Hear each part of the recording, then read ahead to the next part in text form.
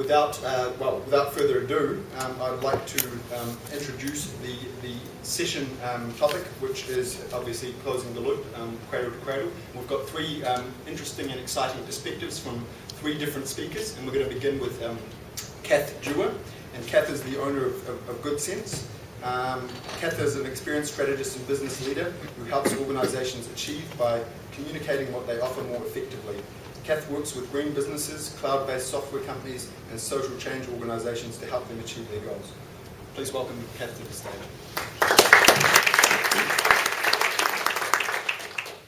Kia ora whānau. How are we doing this afternoon? Hello, te hui koa ko hiki nei tātou. It's really great to be here. And I just want to acknowledge the gorgeous space. All my sessions today have been in the theatre, and it's beautiful to have the trees and the ocean and the air right outside. So thanks for joining us in here this afternoon. Less is more. I'm going to speak this afternoon from the perspective of a stakeholder we haven't actually talked much about today, those customers out there. Citizens, consumers, engagers, buyers of services and products. And I'm going to shine our spotlight today on three emerging and increasingly important areas which, from a consumer perspective, are some of where mega efficiency is heading. A little bit less inside the tight systems loop that we've been looking at from our internal perspective, and takes us a little bit outside. And what we're finding is that consumers are rethinking their desire to own what they use, and they're forging their own sharing networks around the world. Product longevity is emerging as a key consumer desire and counterpoint to disposable culture of the last century. And packaging is a flashpoint on the drive towards and demand for mega efficiency. And we've seen some great examples of packaging causing consumer disruption and angst recently. So I'm going to show you a little bit about some of what's happening in those three spaces. Very briefly, as Manuel so kindly introduced a moment ago, just dive back through those slides. I run a business called GoodSense. There's a team of 9 of us. We work with organisations, I realised the other day, spread from Bluff to Warkworth, and are very proud to turn away clients who don't fit our fit, and to expend our energy and time helping those organisations grow, flourish and communicate, who share our values for a transformed world. And we're particularly proud to include the Sustainable Business Network among our clients. In a non-commercial capacity, we really want to go next this time, let's go that way. In non-commercial capacity, my pro bono work has been with the Green Party, and I would just like to honour some of my fellow Greens in the room today. We have a tremendous number of business owners and business leaders within the Greens, and I've been very happy as a marketer to be one of the key volunteers involved in the last 2 election campaigns. I wimped out at 3, and I'm working on fundraising as a volunteer this time around rather than as I'm advertising, so won't be able to claim any of the partial credit for what you see next year. So we're going to look next at consumers, and particularly the New Zealand focus. We all like to beat Australia, don't really care what sport it is, and we're actually beating them in terms of sustainability preference as well. So 88% of New Zealanders are making purchasing decisions based on social and ethical responsibility criteria. This is Colmar Brunton's data from 2012, and they'll be publishing their updated data later this year, so I urge you to keep an eye open for that phenomenal Better Business, Better World. The Australians are trailing at a meagre 73%. And so what is driving those sustainable choices? Well, the Colmar research will show you that there are a whole host of choices which are helping consumers pick which direction to go in when they're trying to buy products and services. Those include brand, price, performance, third-party certification, and particular hot topic words like organic and free range, which is a whole other story about credibility, which we can do together another day. Had a really interesting conversation with the Commerce Commission yesterday about the upcoming consumer and law reform changes and how that might impact some of those claims that get made. But like I say, that's another story. Today we're going to focus on 3 growing trends of consumer preference. We're going to focus on packaging, longevity, and sharing. Packaging, because it's a flashpoint. 70% of New Zealand consumers declare themselves to be frustrated by packaging waste. And so it's an issue of conscience at the heart of it, and an issue of who gets left with it. So So when you buy something, you want the product, you want the content, you don't want what it came in, and you're stuck with it. And you know, in Auckland, they're increasingly going to be providing more and more curbside recycling. In overseas countries, now you're starting to have to pay for your amount of recycling as well. And so in Germany, for I think 12 years now, there was a consumer cost applied to getting the recycling done and to the waste to landfill. And that drove a real consumer upsurge of rebellion against packaging, to the extent that there was quite a well-organised programme of removing at the supermarket checkpoint the packaging you don't want and leaving it at the retail. And that's had a major driver in changing how FMCG goods package things that are supplied into Germany. I think it's happening in Holland as well, and maybe into the Netherlands. We're quite a long way away from that kind of government-led driver at the moment. Here, our focus is about, let's try and keep waste out of landfill. But increasingly, consumers are going to be not just caring about packaging because it frustrates them to be left with it and from an ethical perspective, but because there's going to be a financial penalty to them being stuck with it as well. And so companies that push the problem onto customers will increasingly become less preferred than those that take ownership for a great experience in packaging. And we're seeing some of the largest corporates in the world starting to engage with this. Coca-Cola. 25% of their plastic bottles are now made from recycled plastic in Europe. Of course, that still means 75% of their bottles are made from oil, but you know, perhaps we should give them credit for trying. And more than that, they're now inspiring customers to take ownership of the waste plastic bottles. So you can pledge to recycle and you'll get a voucher to get money off more Coke, and they give you handy tips on how to turn your empty Coke bottle into a little propagation mini greenhouse you can put over your seedlings to grow them, which is all admirable stuff. It's not actually addressing the core of the main problems that their main products create, which again is a different story about core, but it's just an example of how even some of the biggest and ugliest corporations in the world are starting to deal with the issue of packaging because it's such a consumer flashpoint. Locally, some of you might have seen our wonderful friends down at Wanaka Wastebusters who run the Unpack It Awards, and they are having tremendous success with that awards this year. They've had over 4,000 consumers who voted for their favourite or their least favourite packaging. And what they've really found this year is that companies are starting to sit up and take notice when they were nominated. And this is a good example of how well-meaning products can actually get their packaging wrong. So some of you might see Friends eggs in the egg box there. Well, Friends got nominated for one of the worst packaging awards because they've included a plastic slide, plastic sheet in the top of their egg box, which makes the recycling that much more difficult than it otherwise would have been. So that earned them a place in one of the worst. And despite the fact that they do some of the better free-range and organic egg supply in New Zealand. So it's an example of how you need to be thinking the supply chain right through to how it distributes in packaging too. Other finalists in the worst category include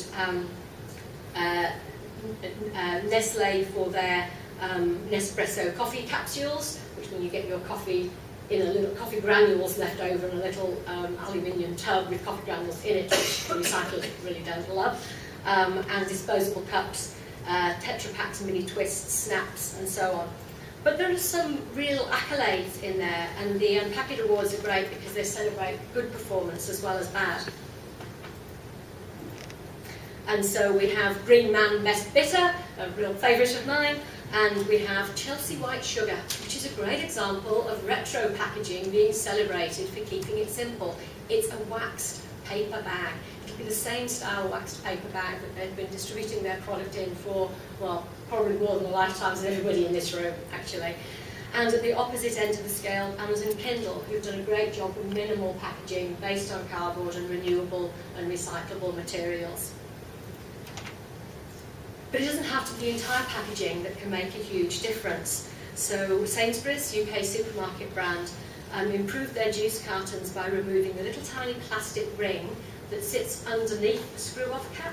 So they got rid of that little plastic security ring, and that meant that they took out 65 tonnes of plastic per year from the UK waste stream.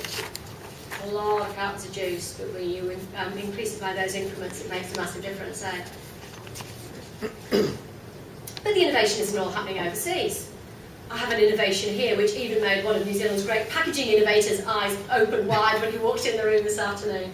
So there's a New Zealand home cleaning products company called EcoPlanet, and this week they are starting to distribute into shelves in New Zealand a cardboard laundry liquid bottle. So this reduces the plastic that's used in a laundry liquid bottle by 70%. It's a US approach to technology. The cardboard is made from 100% recycled paper waste, and when you finish your laundry, you crack it, it pulls open with your hands and gives you two cardboard sheaths, which you can either put in your paper recycling or use to grow seeds or light the fire, all of those.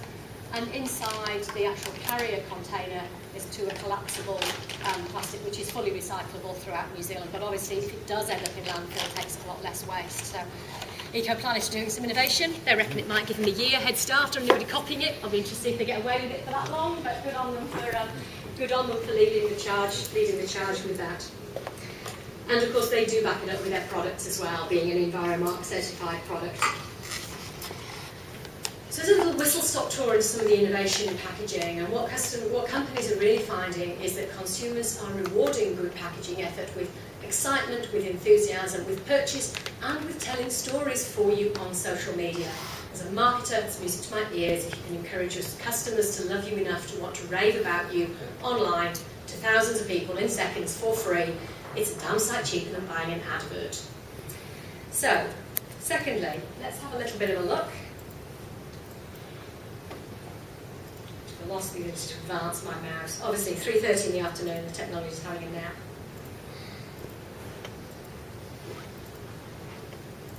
There we go. I was speaking to quite a young audience at the Green Living Show a few weeks ago, and I talked a little bit about the history in marketing and in product design, and some of the product and service designers in the room was about built-in obsolescence. Do people know what built-in obsolescence is? So products are designed to only last a short period of time, so it will break and you will go and buy a new one. Otherwise known as evil, but let's not get judgmental. I'm a marketer after all, we're supposed to hold the game up. It's increasingly not a strategy for success because consumers, even young ones who like the smartest, latest smartphone, want it to last. They don't want it to break unexpectedly. And the challenge with built-in obsolescence is it's not easy to predict that you are going to get 3.5 years out of that phone, and sometimes it only lasts 18 months. And that is hugely frustrating to people. And I have to say I was really depressed when I came down to Wellington and I saw big billboard adverts for Vodafone Red. Anyone else notice them? Yeah. I'm not sure if they've gone up in Auckland before I left, but down here, Vodafone Red promises you the option of a new smartphone every year, which is absolute counterpoint to what we need to be happening in product innovation, which is a sense to fostering consumers that having something that is great, that you treasure, that lasts, is a valuable thing to have. And instead, it encourages a philosophy of a disposable economy. And of course, we're not just disposing of something like the outer shell of that packaging that we'll compost. We're disposing of something that is full of rare earth metals and actually toxic substances, which are going to be a real headache for future generations. So I get a little frustrated with one-hand organisations who make claims of sustainability, and on the other hand, a marketing department that launches a downright irresponsible advertising campaign. But let's celebrate the good. Here are 3 examples. Who can tell me what a backpack, a hugely expensive watch, and an oven have in common? They all fail pretty quickly. Usually they all fail pretty quickly, but these 3 brands are exceptions. These are brands which absolutely relish their longevity. So let's just look at how they do that from a marketing sense. This backpack is a New Zealand-made cactus backpack. It's a Cactus Henry. And if you go to their customer reviews for the Cactus Henry online, you will see this quote from last year. The customer says, "I'm really gutted and unhappy. I just bought my partner a new Henry for her birthday, and now I realise I need a new one myself. The only bummer is my 10-year-old beast seems to have the half-life of a cubic zirconium. It just will not break and keeps bloody going." Patek Philippe, excuse me, is a watch. Their entire advertising strategy worldwide is that this watch is designed to last for generations, and they commonly repair products that are 100 or more years old. This is not a cheap watch. And their advertising campaign says you never actually own a Patek Philippe, you merely look after it for the next generation. But it doesn't have to be crazy high-end goods. Australian Gourmet Traveller magazine from November carried this advert for Miele appliances. Miele is a European brand, and the advert headline, in case you can't read it, says there's every chance she'll be leaving home before your meal does. I don't know if I'm saying that right. M-I-E-L-E. Miele, thank you. Cheers, C. Get the coaching language to develop before the presentation, mental note for next time. Anyway, the she being the toddler in the advertisement. So the advertising proposition is you can buy this product and it will last. Thirdly, let's look at models of sharing. It's not just file sharing that's hitting the headlines. Marie Claire magazine last year had an 8-page editorial feature where one of their journalists went on one of their mission quests. You know, they're quite often discovering. Let's not go there. Anyway, they're not usually doing things that are quite as suitable for afternoon discussion at an SBA meeting as sharing products. And they discovered that there was a huge opportunity in Australia to peer-to-peer rent or borrow things off each other, off people. And so they went onto websites and they demonstrated that for a couple of weeks in your life you could quite happily replace products and services you ordinarily have bought or commercially rented by peer-to-peer borrowing and sharing. So mainstream magazines started to take it on. In the UK, car clubs, now throughout the country, you pay a small membership fee and get a low-cost ability to rent a vehicle just when you need it. They now are saving UK drivers an average of $7,000 New Zealand dollars equivalent per year for the people who belong to those car clubs. So it's kind of catching on. Each car in a club is 20 less private vehicles, and they're reducing commuter traffic by 25% and the amount of miles driven because they're changing our relationship to transport and how we use it. And in Wellington, I just want to talk with the locals who took part in the spontaneous car sharing that broke out after the earthquake, where it became the practical way for people to give each other a ride to get home when other transport systems weren't so available. And internationally, there are a whole strata emerging of often but not always social enterprises to support sharing of people, exchanging excess things that they have, or sharing often spare capacity in what they have. There are only a certain number of hours in a week when you can use your lawnmower. So if your neighbour can mow their lawn on the other day, they can use your lawnmower when you're not. It's not hard to really figure it out. In New Zealand we have Ask Share Give, who have a web-based solution that you can use for free to share your stuff when you're not using it. Internationally, Peers is an equivalent example where people are coming together to mainstream the sharing economy, as they say. And there's business models around it. And to be fair, some mixed success so far. So the City Hop car share scheme, you can rent a car by an hour or for an hour or so. Next Bike, which had a model which was partly about rental, partly about subsidy and partly about advertising, is still going in a much scaled back way because they didn't get the advertising support. We need more people in advertising agencies to be taking part in this kind of event to really get that kind of advertising opportunity off the ground. And also Raspberry Rideshare, who have been piloting and continue to be working with Auckland Council on how we can get ride sharing to have more critical mass here, so it all sit in the motorway, single vehicle occupancy, not going anywhere. And internationally, there are some great examples. Relay Rides and Flight Car are both now introducing car sharing services at San Francisco Airport. So you can share your car when you're not driving and have other people give you rental money for using it instead. The car rental companies are having conniptions, has to be said. So there's some real interesting consumer-led changes happening in just those three areas. I've shone a spotlight on those because of our local and international research has suggested that those are areas where there's some really exciting and rapid change, and where I think there's lots of potential for innovative New Zealand organisations, both large and small, to start to experiment and start to learn. There are lots more we could have covered this afternoon, but I think those three are three to really watch. Thank you for your time.